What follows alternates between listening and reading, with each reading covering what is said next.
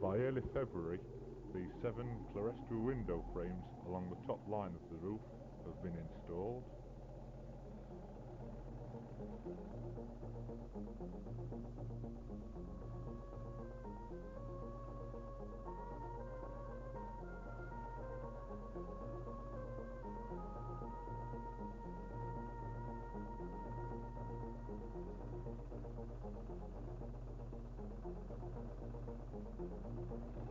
And a week or so later, the spaces between the frames have been filled in.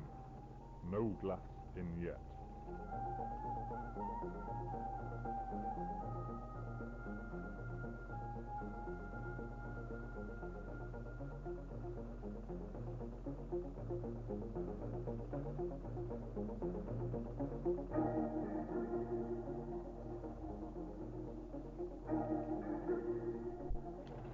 Work is in progress on the east end of the church on a theme of squares.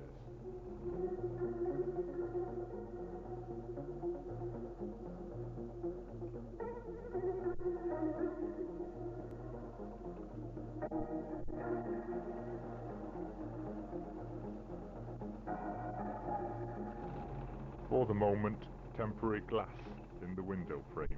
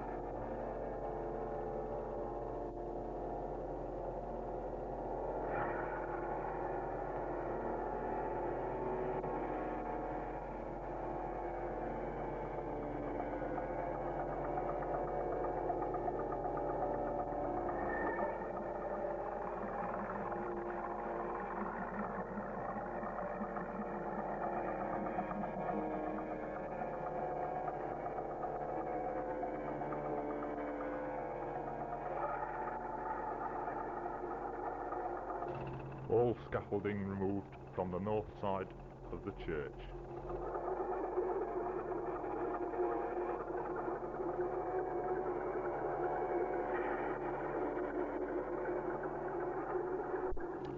The beginning of April, the new south doorway is being assembled for the lower roof section to be started.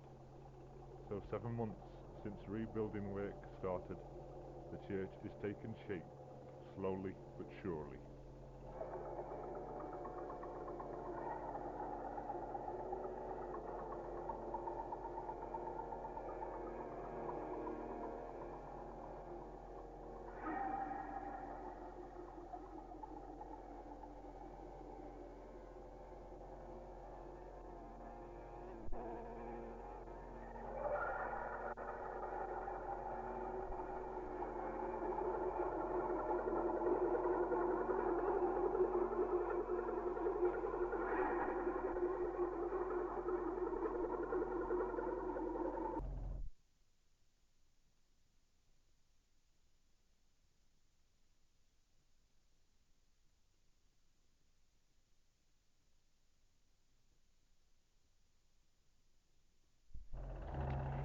Rebuilding work continues at a steady rate as all of the metal girders for the lower roof section on the south side of the church have been fastened in place.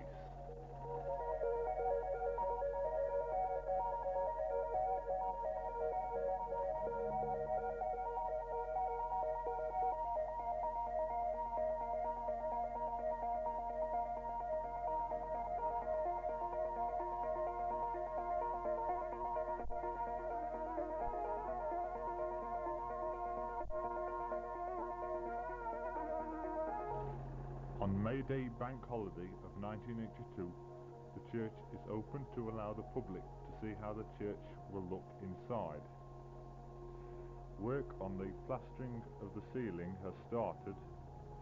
A book has been sealed up in the roof containing names of everyone who has bought a tile for 50 pence, along with other bits of information about Tina in 1982. Plenty of interest for everyone to see, as a rough guide shows what is going to be done where.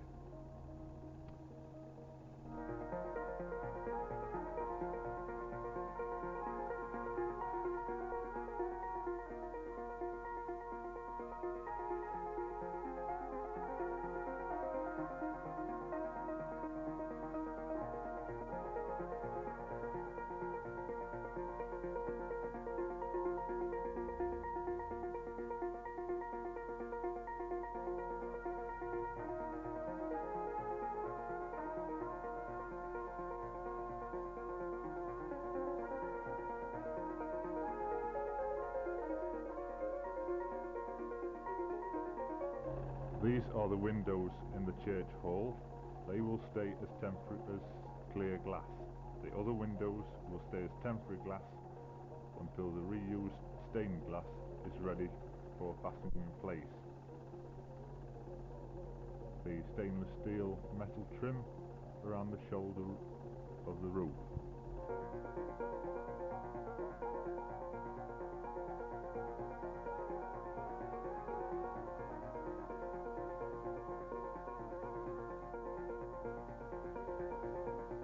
The wooden spars on the lower roof have all been fastened, the arch of the south doorway taking shape, and most of the surrounding stonework is finished on the east wall.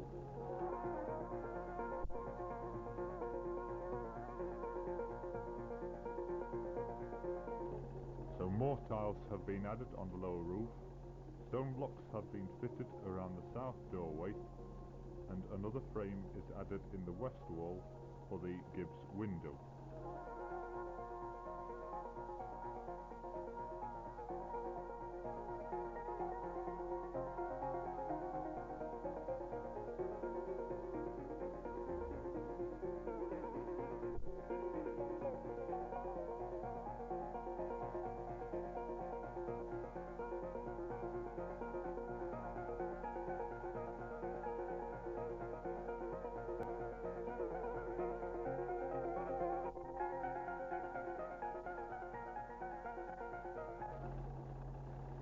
To avoid possible damage in demolition and rebuilding, the clock mechanism, chimes and bells were stopped. Now in September, the clock, chimes and bells are working once again.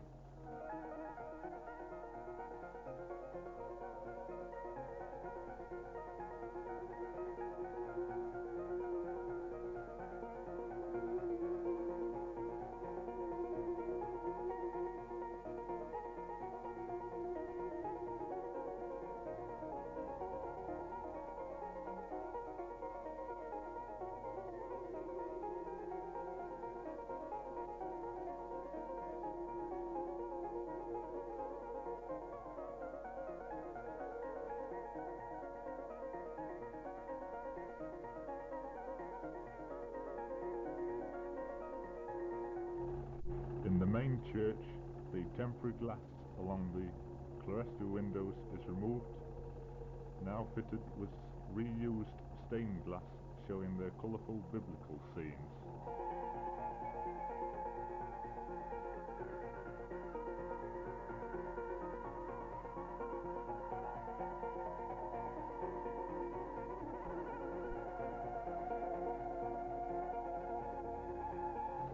In the west wall between the new south doorway and the tower, the Gibbs window is completed.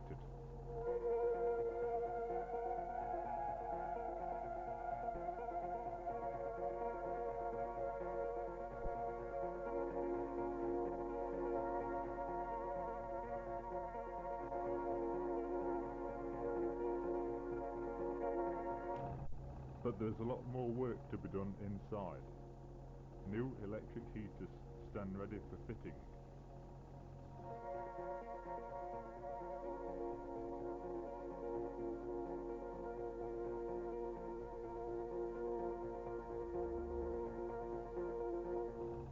The font is replaced in its original position.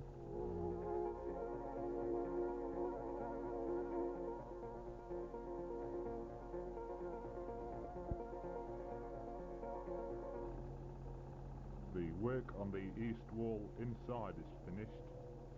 Much of the ruin outside has been cleaned up.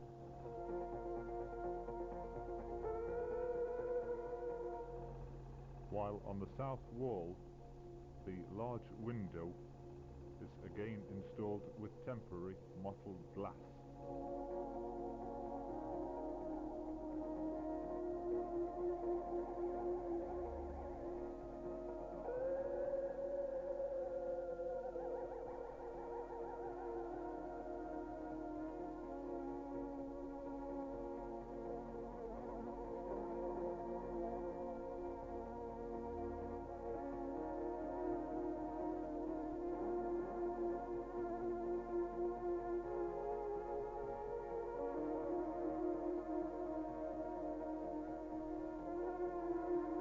In the new hall, the panelled wall of soft pine wood is again in a theme of squares. This reaches high to the original arches on the north side.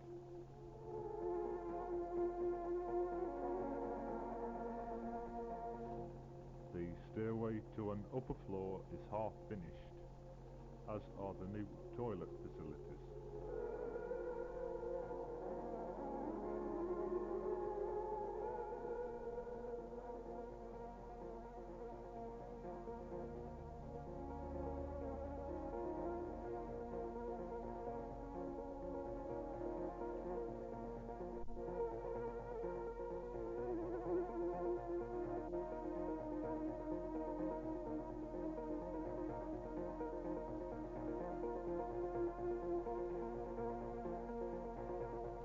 There's still more work to be done in the kitchen, awaiting further cupboard installation and worktop coverings.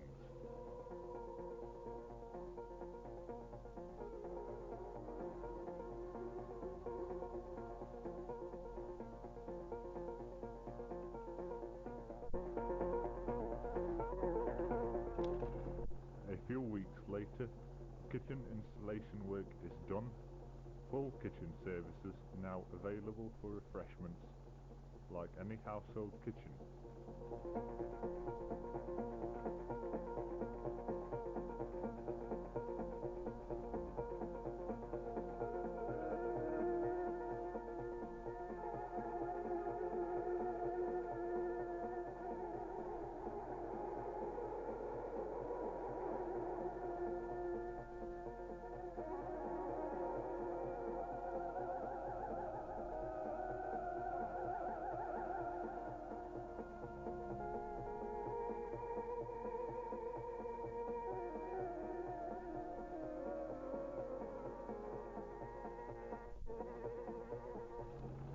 In the entrance to the church in the tower, a new wood and glass porch has been recently finished.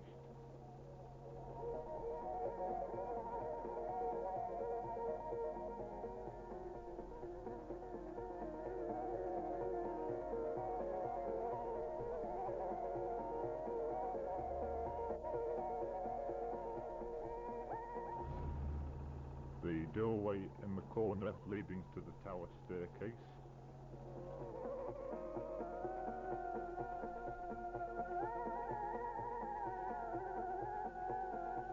Two large double doors to the entrance of the church.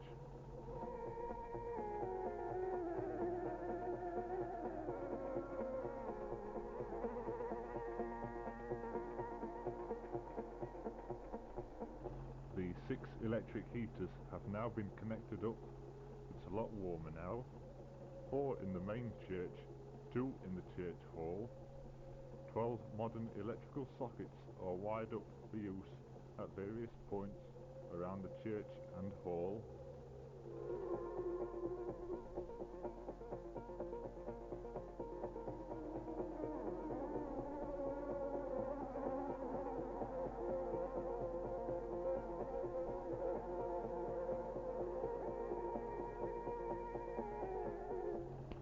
while 8 floodlights and 12 adjustable spotlights add another touch of brilliance.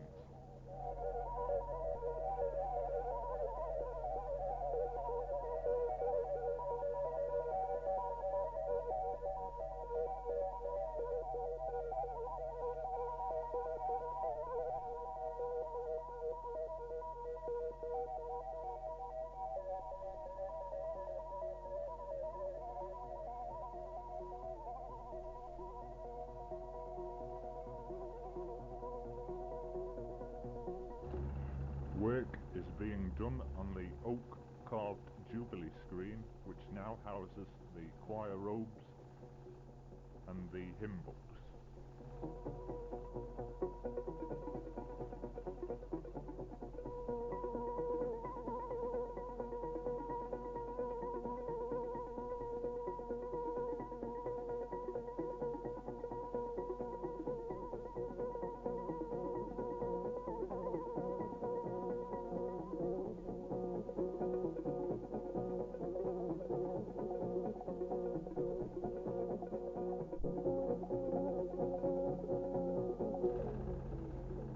Church members have been hard at work on 6 large murals showing different things of Heanor: buildings, industry, leisure activities, all using bits of cut-out newspapers and magazines.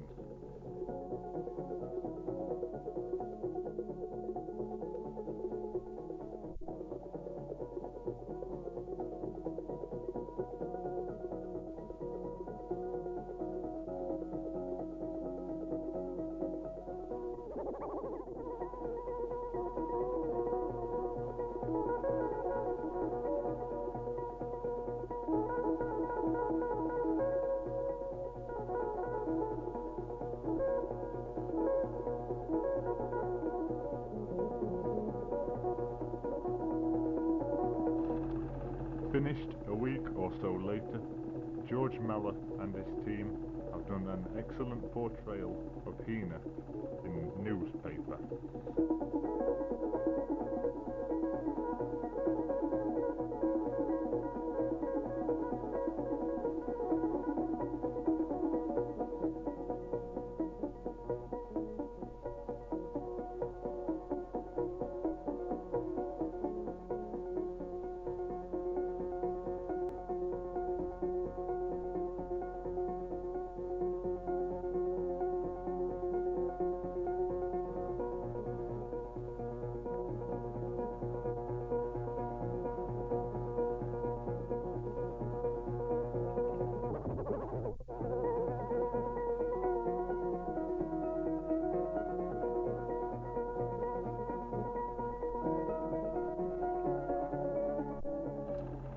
A view from upstairs shows how the wooden panelling has been fitted up to the stone walls.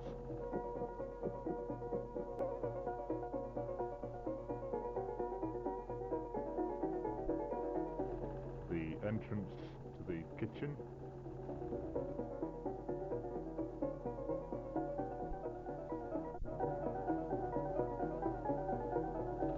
And from the kitchen are 2 serving hatches, one here to the church hall, the other hatch to serve the church.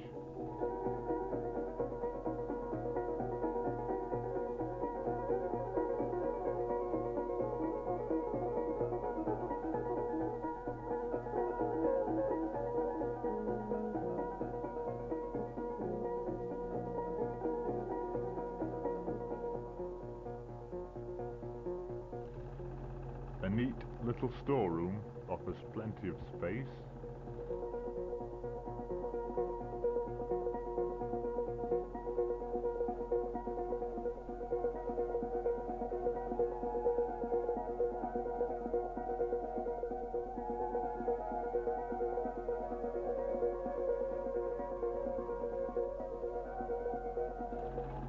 Up the stairs to an upper level floor, where there is more storage space and a meeting room.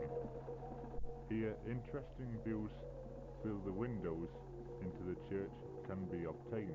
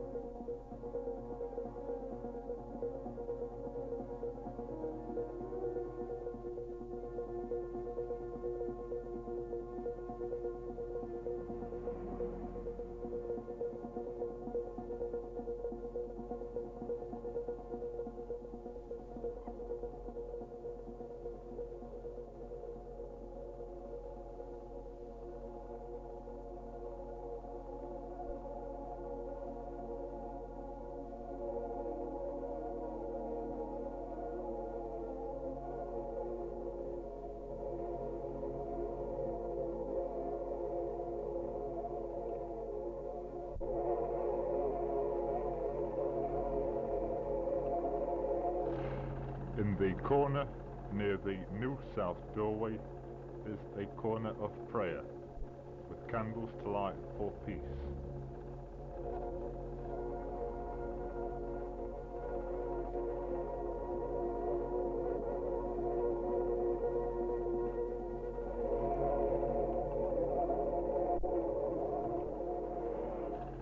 Given by Miss Gertrude Bickerstaff in 1973, the sanctuary lamp reminds us of God's presence always with us everywhere.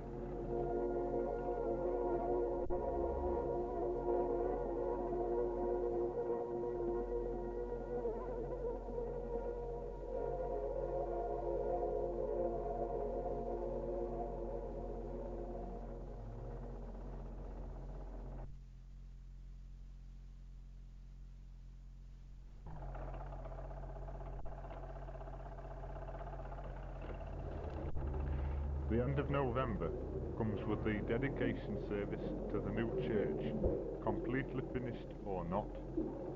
The Bishop of Derby, the Reverend Cyril Bowles, giving the words of dedication.